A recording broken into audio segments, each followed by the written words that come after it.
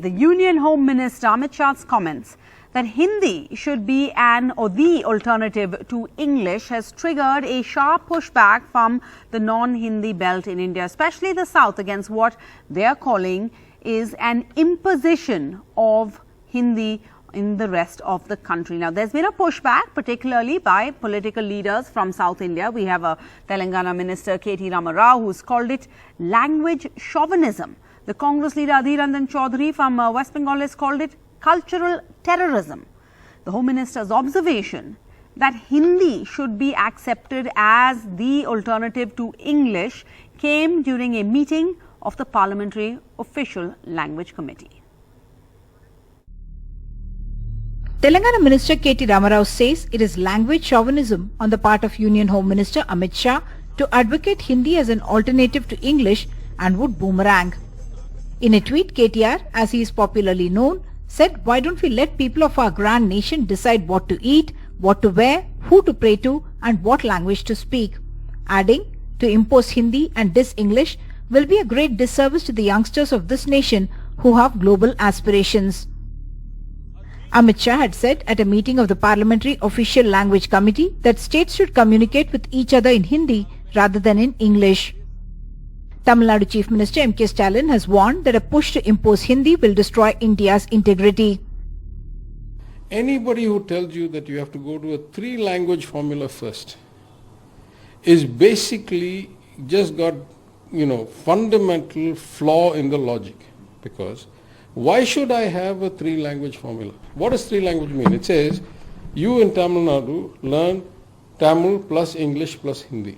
And the usual retort is the third language can be used to communicate within India.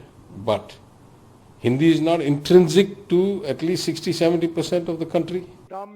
A sentiment echoed by the Congress in West Bengal as well. सारे हिंदुस्तान में कितने लोग हिंदी कहते हैं और कितने लोग हिंदी ना कहते, इसको सारे आंकड़ा निकाले जाए, आपको पता चलेगा 40 के ज्यादा कुछ लोग हिंदी कहते हैं, बाकी हिंदी नहीं बोलते हैं. तो ये कल्चरल टेररिज्म लगता है मेरे लिए.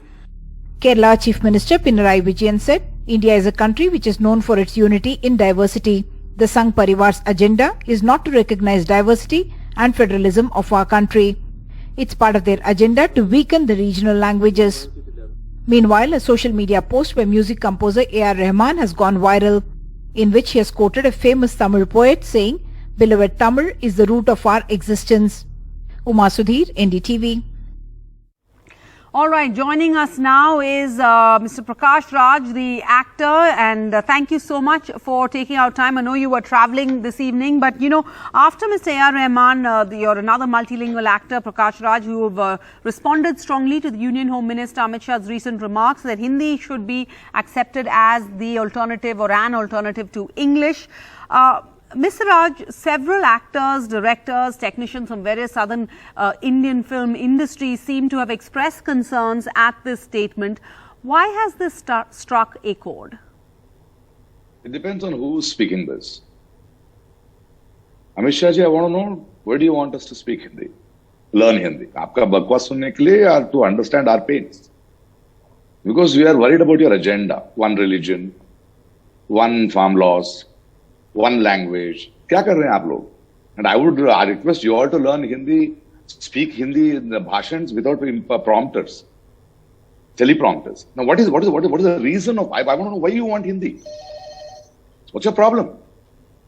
Mr. Shah says that majority of the country speaks Hindi, and so in order for there to be smooth communication, it would help that you have one language, and he suggests that Hindi should be that language. When they speak the word majority, their agenda is different. Why don't you look at it this way? Majority of Indians don't speak Hindi. Okay, look at it that way. If majority is your issue, that's your agenda, then kawa ko national bird bana dena, because peacock is not in the majority. It's the uniqueness of a language. Mother tongues have to survive. And when you come to Hindi, what will you give in? How much have you enriched the language Hindi? We are trying to be global citizens today. Is your forest sciences are available in Hindi for the youngsters, for the next generation? Is your medical sciences available in Hindi language? Why should we learn the other language? To evolve in evolution. isn't it? Somebody wants to become a mechanical engineer. Somebody wants to become a forest officer. Somebody has to get into automobiles, medicines. Where have you enriched the language? Why are you pushing it to us? What is your agenda? All right, so many issues, many aspects raised here by you, but I just want to play devil's advocate. If I could, please. Mr. Raj, your mother tongue is Kannada, but yes, I speak 7 languages. Yes, I was just going to say, I heard you're fluent in Tamil, Telugu, Malayalam, Marathi. Why? There is because there is a necessity. When I have a necessity to learn language, I will learn that language. It's my right. But whatever I am a proud Kannadiga because my mother tongue Kannada is my identity, and it taught me how to perceive, how to grow up, how to relate, how to communicate, how to represent a culture. The rest was a necessity. Who are you to tell me what to eat, what to wear, which religion it should be? You know, this is your agenda. The problem is who is speaking these lines and why are you speaking those lines? Now, what is your, you're not even talking about governance, the major issues are here. But you people speak only this. Suddenly now you want one uniform formula. Education is uniform. You know, your hijab, hilal, everything. All right, so many wrong agenda. Okay, there's an agenda here at play, and uniformity is not necessarily what works best for India, says Mr. Prakash Raj. Thank you so much, sir, for your time and for kick-starting this debate. You've raised a lot of issues, and we'll try and delve into that a little more. You know, clearly lots of emotions have been riled up by the Home Minister's statements. They have revived this age-old language debate in India. So is this an attempt to push a Hindi agenda down one's throat? Literally, is this a war cry that's now been sounded against the mother tongues of non-Hindi speaking people? Let's go across. We have Mr.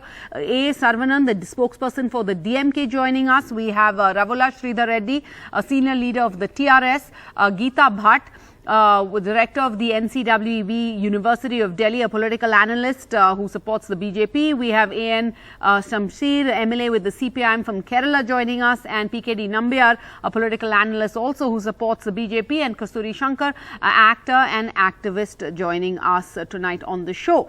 Mr. Sarvanan, the Home Minister says that, you know, it is necessary that you have one language that can represent India in the world, and according to him, that should be Hindi because it is the most spoken language in the country, and the census shows that, you know, 40% of Indians speak Hindi.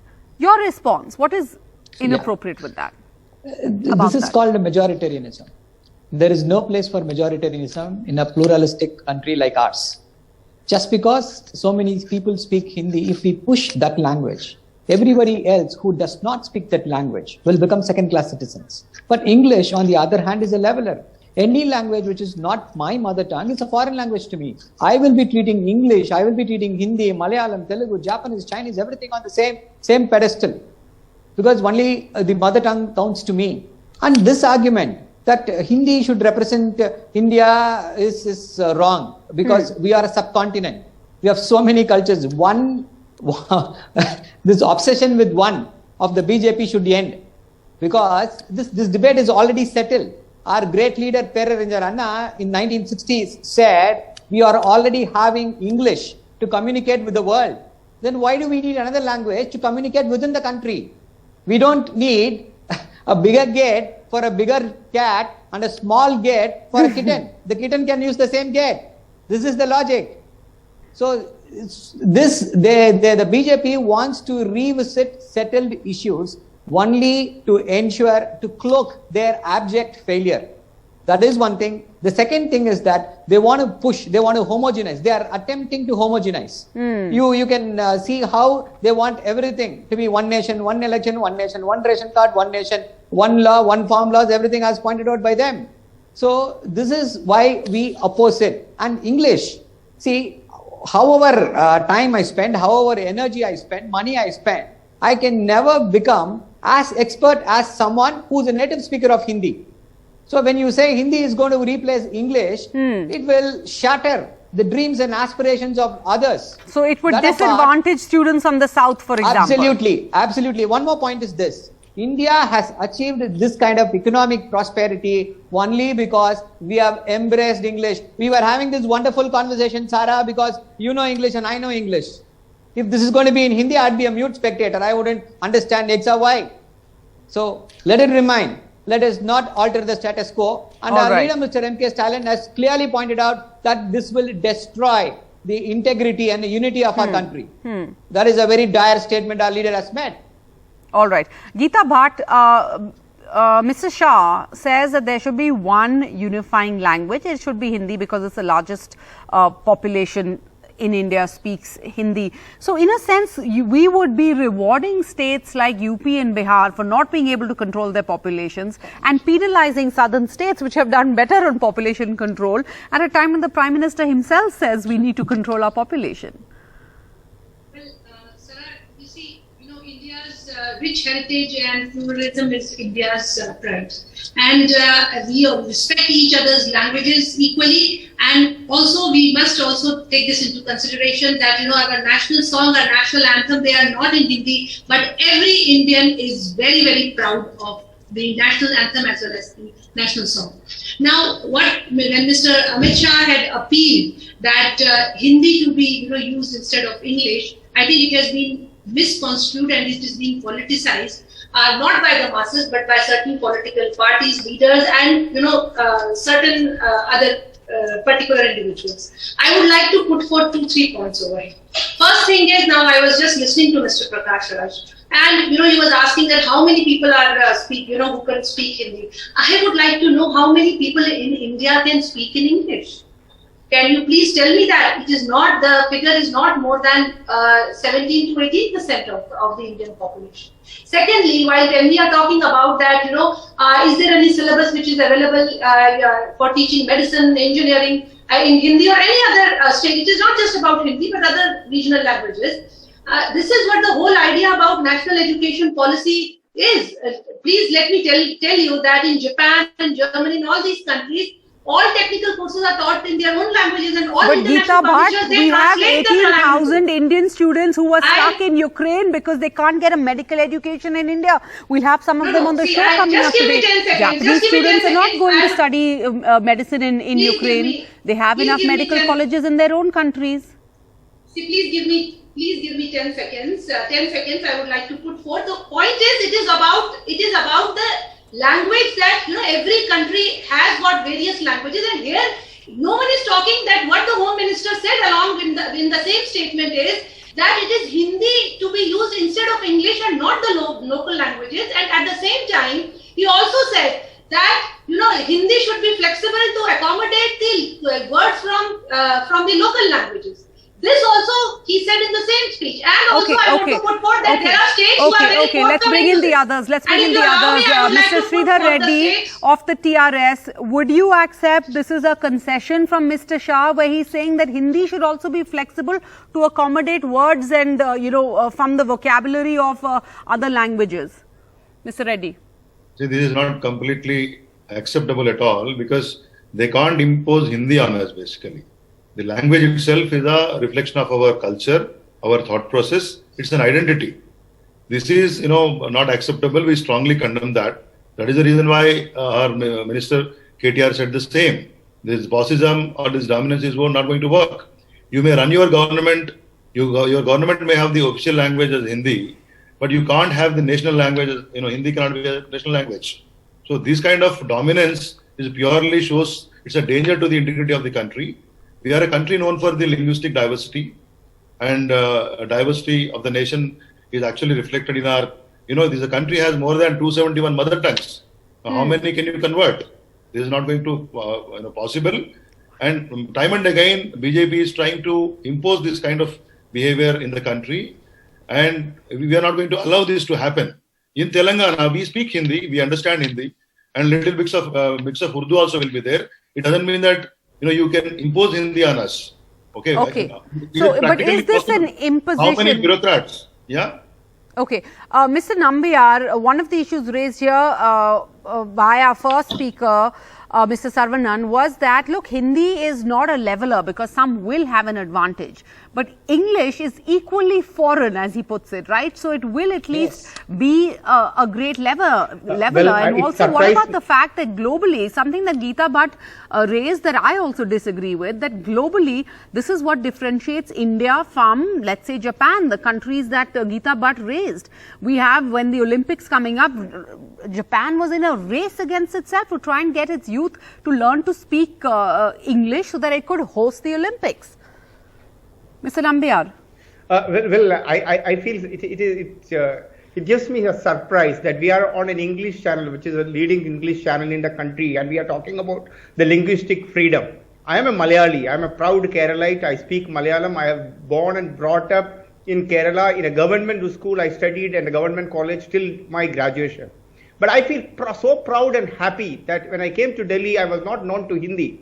But learning Hindi has become an extra advantage for me to converse with everybody across the country. As you said in your own this thing, 43% of our population speak Hindi in this country. Not only that, even this debate is not something like an Amit Shah has started. This is not a debate which started after the BJP came in, or this is a debate which has been there even pre-independent era. If Saravanan would be knowing that even during the C. Rajagopalachari, when he was the Governor General of the pre-independent India, even then there was some kind of a movement to make Hindi as a second language across the country, to make sure that the Indians converse in a particular language which bond everybody together. But that does not mean that you will not love your language. Nobody is going to take away your own language.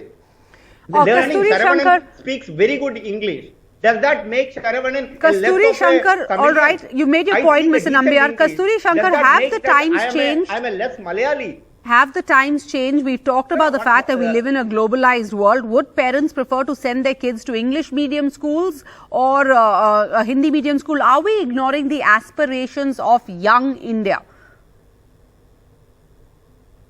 Is this questions to me, Sarah? No. Kasturi Shankar.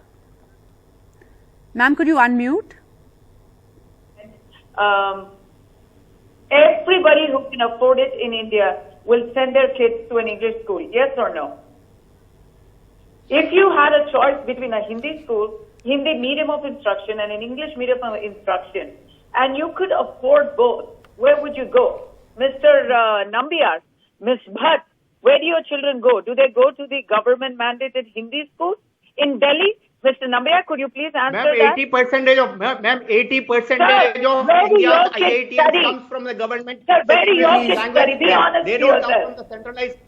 They don't come from the central school or the English medium school. What are you talking about? Mr. Nambiar, Mr. Nambiar, if you have kids, where do they study? What are you talking about? Learning an additional language is a benefit. Mr. Nambiar, please let her finish making her point. Amit Shah, the Home Minister. Mr. Nambiar, nobody can hear what's going on. I'm going to have to mute you then if you're going to be yelling like that, because we can't understand a word of what the guests are saying.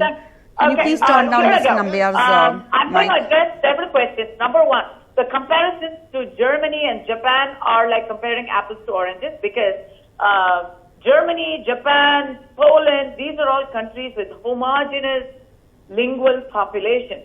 They do have minorities, but an overwhelming majority of the population is of the same ethnicity and of the same language. India is not one country. It's a union of states. It's a union of linguistic states. I was recently in the Northeast. Not a single person spoke Hindi. Not that they don't want to, but because they have a different culture. English, broken, regardless, was still the link language, because what? Do you want them to speak in Chinese or Nepali to me? They will speak in English to me. In the UN, when Sri Vajpayee went and spoke in Hindi, it is the same philosophy that we ask. The respect that was given to Hindi in the UN, when the official language of the UN did not include Hindi, it's the same respect you need to give us inside India. If you're going to have all your parliamentary work done in Hindi, do you then not want the votes of the southern states? Do you not want the votes of 70% of this country? Do you just want Hindi-speaking votes? Then so be it. Unfortunately, BJP is only towing the line that the Congress started in 1947, that Hindi is the identity of India. And I would like to very clearly refute that.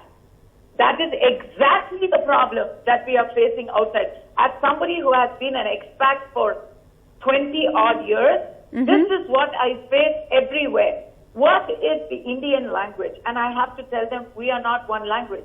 Singapore, with five communities, has 5 official languages. Malaysia has 3 official languages, including Tamil. Sri Lanka has 3 official languages, including Tamil. And all of them an official language. All right. Are they going to, give me just this one point. Everybody's argument is English is the oppressor's language. It is the colonial language. Hello, Hindi is the oppressor's languages for all the non-Hindi states that joined you. All right. It is the language of Pakistan. It is the language of the Mughal oppressor for the people in the south. How will we like that history? That is not our identity. And please stop trying to put All right. Well, you can damn it as the language of our colonizers, but it has proved to be a huge weapon for us. Our software industry has been, pushing the economy, and the advantage there is we have globally is that we speak English. But I want to go across to Mr. A.N. Shamsher joining us now. Mr. Shamsher, your response to Dr. Geeta Bhatt, who says this is all politics. It's politics being played by certain political parties from the south. I love Hindi, we love Hindi, but imposing Hindi, we are strongly disagree. Look, India is a multilingual, multifaceted, multidimensional state. We are a state of tolerance, not totalitarian. Now the Modi regime is making it a totalitarian state. So we strongly express my disagreement regarding the imposing of Hindi. At the same time, what's going on in India? India is a country of 22 languages, including Hindi. India is a country of thousands of dialects we people are using.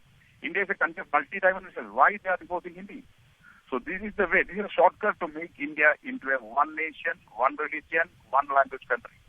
That's the idea of RSS. They are now trying to put India into an RSS Rashtra. So, being an Indian, it is our duty to strongly disagree and start agitation against this move.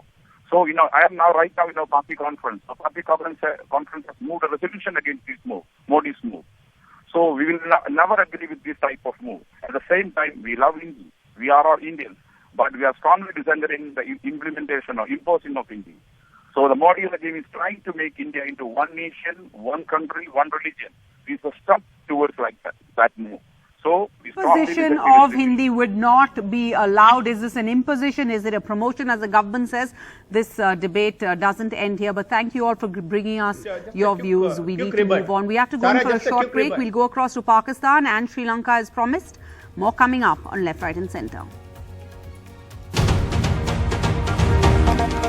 And for an update, joining us from Ukraine is Mr. Romeo Kokriatsky, the managing editor of the New Voice of Ukraine from Vinnytsia, joining us.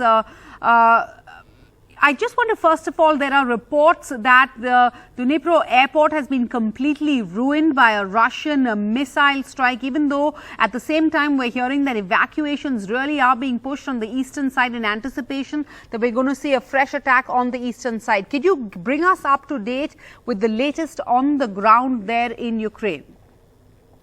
Sure, thanks for having me. At the moment, the Russians are rearming and redeploying in order to push for a new offensive coming from the east and the south of the country. The governors of most of Ukraine's eastern districts have been calling for full-scale evacuations, especially Dnipro, which, as you just mentioned, was hit. So at the moment, Ukraine is bracing itself for what is likely to be the decisive battle in this war, the Battle of Donbass. And if Ukraine can hold Russia off here, then the war will likely go in our favor. And also, Ukraine must beat back or at least hold off Moscow's forces right now at this point of time for more negotiating power before leaders can meet next. Yes, correct. The presidential advisor, Mikhailo Podolyak, said that Kyiv is waiting to see the results of the Battle of Donbass before pushing for face-to-face negotiations between Kyiv and Moscow. Obviously, if Ukraine is successful in beating the Russians back, then we will be in a very good position when it comes to negotiations, and we will be able to push for a far greater number of concessions than if we were to push for peace right now. All right, so then Ukraine hoping to have the upper hand as it goes into those talks. Thank you so much for that update and for joining us on Left, Right and Centre. Meanwhile, while we monitor closely the crisis on the ground in Ukraine, what of the crisis back home? A crisis that India cannot ignore. According to the 2020 data by the government, there are around 18,000 Indian students who are studying in various universities in Ukraine. Yes, they are back home and thank God they are physically safe. But their futures are still uncertain. Can these MBBS students from Ukraine continue their studies in India? Where will the students who were evacuated from Ukraine now study? Can they be rehabilitated into Indian colleges so their careers are not jeopardized? Well, I have some students joining us now on the show. We have Akash Kumar, a second-year student at the Lviv National Medical University. We have Shweta, also a second-year student there, and Prem Sharma, a third-year student from University near the Black Sea, and Raj Nandini Sharma from the Vinnytsia National Medical University. I want to first just ask either if one of you could respond over here. What are the challenges you all have been facing now? It has been, maybe 3 weeks since you've all been back home. What are the challenges you've been facing in being accommodated into the system, the Indian system? What are the challenges you're facing for lateral transfers? Akash Kumar? Yes. Actually, we are taking online classes, right? Yeah. So, but the thing is, MBBS not for online, right? We have to go for practicals also. Online education won't make us doctors. In the class, the teachers leave the class after hearing the air siren. No, so do you anticipate, do you hope, do you think when you hear the promises from our political leaders, etc., Shweta of Lviv National Medical University, do you have hope that you will be accommodated? Thank you, ma'am. First of all, I would like to thank you for listening to us.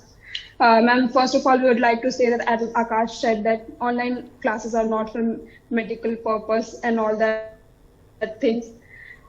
There is a hope, ma'am. That's why we are hoping for the best, because there is no chances of going back to Ukraine as war crisis is there, and many of us has faced that problem. And after seeing those things, after surviving there in the war for 4 or 5 days, we don't think that we'll go back and we'll be stable there. So we are hoping that we'll get a college here. Not at least college, we are getting a best hope. Ministers are saying, as it has been happened in past also, that students got medical colleges. That's why we are hoping for that only, ma'am. Okay, Prem Sharma, but I want to just, delve into this a little more. When you say you're hoping for getting a college, that's a different debate, whether there even are colleges, whether there's a seat, because if there was in India, maybe you wouldn't have gone to study abroad. But I want to ask that many of you students who have returned are somewhere in the middle of completing your graduation, right? But are there not differences, Prem Sharma, in the curriculum, in the academic standards, followed by colleges in Ukraine? Will it be easy or seamless to actually you are a third-year student, to let a third-year student from Ukraine continue in the same third year in an Indian college? I'm trying to understand practically, is that possible? Yes. It will be easy because all the subjects we are studying in India also, they are safe. Okay. And for us, here we can do, because we have to give FMG at the last of our education also. We are also ready for that FMG exam. We can do here education complete and we can give that exam also. We want to just complete our degree first. Okay. But is it not true, Rajnandini Sharma, that the FMGE exam that your colleague Prem Sharma just mentioned, 4,000 students take that test every year and only 700 or so pass it? Thank you, ma'am. Go ahead, Rajnandini. Yes, ma'am. Ma'am, the thing is, we have to study, like, in every colleges there are many types of students. Yeah. Not all students are like studious students. So the passing rate is like that only. Okay. And many of us don't want to come back to India. Many of us wants to go like in other foreign countries. Okay. We want job in some other countries. Many of us, not all of us. So that's why the passing rate is like that. Okay. Okay. I have Mr. Jaswant, the president of the RDA at the Resident Doctors Association at the All India Institute of Medical Sciences joining us. Mr. Jaswant, you know, the problem here really is a demand-supply mismatch for medical seats, right? Like we all know this, you are one of the lucky few who managed to get through AIIMS. That is what every doctor, medical student in India aspires to. And the irony is we have this demand-supply mismatch at a time when we have a huge shortage of doctors in India. One doctor, we're told, for about every 1,500 patients. Can these students be accommodated in India, because we know we don't have those colleges, we have one AIIMS? Yeah, thank you so much for taking this important issue. And like my view is definitely these can be accommodated, but as you mentioned, the government has done a good job that they have evacuated all the students and all of them are safe right now. But now the real challenge comes. One issue that you raised regarding the FMG exam and their like passing rate. So like the government, what can they do? They have done in past, they have accommodated the students from private medical colleges to different semi-private or government medical colleges once the private medical colleges are closed. So they have accommodated them, but in those colleges were in India. Now, what government can do? They can just formulate some examination just to ensure if these students can pass the exam of particular prof. Like some students are there in third year, so if they can pass the exam of second year MBBS here, which is formulated by the NBE or NMC, so like just after passing that exam, they can accommodate the same students in the colleges which are here in India. Okay. So the justice can be done to the students, and also will get better manpower at India. So that can be done for the exceptional circumstances. Surely need. Dr. Rajneesh Kapoor, is this a solution? Do you have solutions? The Vice Chairman of the Medanta Hospital, you understand the system, what is required. We have, I'm just trying to look at these numbers, only 562 medical colleges. That means around 86,000 seats. This is according to the Medical Council of India, the National Medical Council of India. That's just not enough for the number of students who aspire to become doctors and the number of doctors this country needs. Firstly, thanks for having me here. I concur with all these points that India has a abysmal shortage of doctors and hospital beds per 1,000 population. For a country vast like India, we require so many more doctors and so many more hospital beds. So I think the crux of the matter is that if we take into account the Indian GDP, Indian government only utilizes about 2 to 3% of the GDP towards education and particularly towards medical education. So we are falling much behind the expectations. So if that is not happening, so that means less of public hospitals. If you take into account public hospitals versus private hospitals, still public hospitals is 0.5 beds per 1,000 population, where if we add the private hospitals also, it becomes 1.5. So private hospitals in addition are supplying many beds as compared to public hospitals. But doctor, sorry to interrupt you. I don't mean to interrupt you. That is the long-term solution where we have no choice, but we have to increase the number of colleges and provide an education. What about the short term? What about these 18,000 students who have just come back? Can they be absorbed? Do you have any solutions for that? Is the education system the same? What are the practical realities or the challenges in doing that? Absolutely. So I'm coming to this. So it's an unprecedented situation, yes, and it requires an unprecedented solution also. Yes. I think rightly said that they have to formulate exams at various levels. Okay. First professional, second professional, and final professional. If the students are considered that they are doing good and they are at a level where at a compatible level at parity with the Indian student, then I think they should be taken into the Indian medical colleges, and obviously that would require some additional seats into the medical colleges by the government, and that regulation should be passed. But if they fail, I think then they go to the again the lower level of the examination, which is formulated by National Medical Council. So somewhere at least we make sure that these students do not lose their career, even if they have to spend 1 year extra to gain the parity with the Indian student. I think worth it.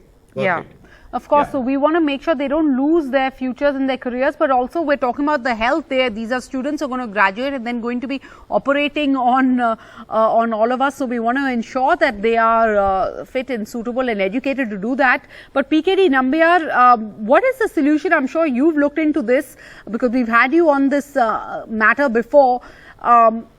Nearly 23,000 students were told enrolled to study in China, 18,000 we know in Ukraine, 16,000 it seems in Russia, 15,000 in the Philippines according to the Ministry of Education data. This is, an exodus. We're losing our students.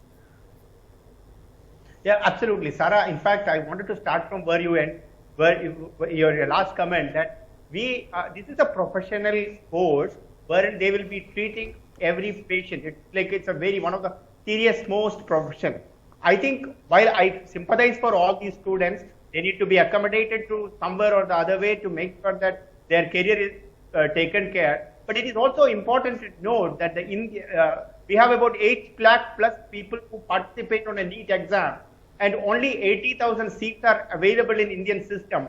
So most of the bright students who score a very good score even in the NEET do not get an admission in India. So the people, we should also be looking at those students who have been kept away from their aspiration to become a doctor, while giving these students who are coming back, just giving them a seat which is so important in an Indian context. So we need to have, I agree with the doctor that there should be a quality check of all these students. Are they at par with the Indian students? Because please note, the Indian medical system, whether we may have a lot of complaints about our Indian medical education, is at par with the international standard. Our doctors are the Indian doctors, especially some of the government colleges. These doctors are one of the brightest in the world. So in fact, we need to have a very, very clear check. We should not be doing anything wrong to those millions of students who participated on a NEET exam for so many years. All right. And those students gone out who may not have even participated on a NEET exam, they may not have even qualified to become a doctor. Okay. Dr. Shailesh Jain, can you pick up on what PKD Nambiar is saying? Basically saying that, look, we cannot be pressurized into this because, yes, it's horribly tragic what has happened. Yes, there are 18,000 students whose future lies on the line, but we have to move cautiously and we have to figure out if they are suitable to be accommodated. Your response, how do we challenge this? How do we tackle this crisis?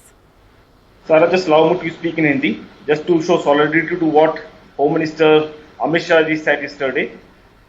Like PK Nambiar said and you said, मुझे ऐसा लगता है कि आप अपने आप को कभी भी किसी अंडर क्वालिफाइड डॉक्टर से ऑपरेट नहीं कराना चाहेंगे. तो इसका जो अर्जेंट सॉल्यूशन मुझे लगता है, आप 5 बैचेस को देखिए, अगर उनका क्वालिफाइंग परसेंटेज नीट के अंदर मोर देन 50% रहा है, 720 में से उनके 360 नंबर आए हैं, तो अलाउ देम, जैसा आरडीए प्रेसिडेंट मिस्टर जसवंत ने बोला, डॉक्टर कपूर ने बोला, आप एग्जाम कंडक्ट कराइए। इफ सेशन से एक बैच पहले का, अगर उस बैच का एग्जाम क्रॉस करता है, allow them to continue the study, but don't allow the health of my countryman for the underqualified doctor. First thing. Second thing, you have to understand, हमारे पास 16 लाख बच्चा नीट में बैठता है, 16 लाख में से आप 9 लोगों को क्वालिफाई करा देते हैं सिर्फ 90,000 सीटों के लिए। मतलब I am not able to understand, at the time of my education हमारे यहाँ पर उसमें 50% एजुकेशन, 50% क्वालिफाइंग परसेंटेज था, 720 में से 360 नंबर मैंडेटरी था एग्जाम में पास होने के लिए, उसके बाद आपका मेरिट बनता था। यहाँ पे आपने 720 में से 138 नंबर कर दिया जनरल कैटेगरी के लिए, 108 नंबर कर दिया SC/ST के लिए। I think somewhere something is messy. या तो गवर्नमेंट ऐसा चाहती है कि प्राइवेट इंस्टीट्यूट को प्रमोट किया जाए किसी मॉपअप राउंड के थ्रू या NRI सीट के थ्रू या मैनेजमेंट कोटे के through.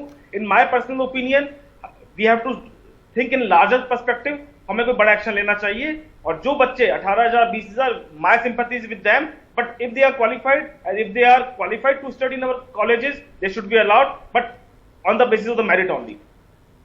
All right. Thank you all for joining us. We need to find some out of the box, think out of the box to find some solutions for this problem. And certainly if we can find a solution, India can only stand to gain if you have these 18,000 students that we can absorb and use in our health system. Thank you all for joining us tonight. Let's quickly shift gears and try and squeeze in more news for you. Protests have gathered pace in Sri Lanka as food, fuel and medical shortages continue to plague the island nation. Amidst this ongoing crisis, a high-level delegation is now all set to meet the IMF virtually on the 11th of April to discuss Sri Lanka's mounting financial challenges. This as the country's foreign reserves have hit rock bottom. We are right now reporting outside the Lanka filling station. Now this is the queue that we are witnessing. Now even though the second shipment from Sikka, India has arrived on the Sri Lankan shores. We have also in fact reported from the Colombo port where we did see the ship carrying, Merapi ship carrying nearly 40,000 metric tons of diesel have arrived here in Sri Lankan shores. But however, there is a clear short supply of petrol at all the filling stations. If I could go across to one person here who's joining us, how long, for how many days you've been facing a similar issue like this? I think like since last month we are facing this issue. Okay. And but still government not take any action for this. Okay, now for you as a common man, how many hours do you spend like this? Like sometimes actually we are spending like 1 hour to get the fuel. Okay. Actually to get the diesel, some people are waiting like 2-3 days. If I get the personally this actually it's affected a lot as a common man. Okay. And if you look at the normal people in here, they are struggling with the fuel, electricity and all. Yes. Yeah. Yes. Well, thank you so much for joining us. The situation is only worsening by the day. Of course, like the citizen here pointed out, saying that, some people continue to wait for 2 to 3 days together as for diesel is concerned. Now, though the consignment is reached from India, we see the docking has not happened just yet. And also the unloading of the fuel is yet to take place. Now, that is the protocol which is followed by the Ceylon Petroleum Corporation. But on ground scenario, if I really have to talk about, this is the long serpentine queue that we are witnessing. It's over, in fact, it's a pretty long queue. There are over at least 70 to 80 vehicles that are lined up here. And this is a similar situation across every district here in Sri Lanka, because there is clearly no respite for people here in Sri Lanka, because they spend hours together, not just for fuel but also even for essential commodities and cooking gas, at the right before cooking gas distribution centers. In Colombo with camera person Govind Murthy, Shrija for NDTV. All right, and that's all we can squeeze into tonight's Left, Right and Centre. Thank you for joining us. Bye-bye. Have a great week.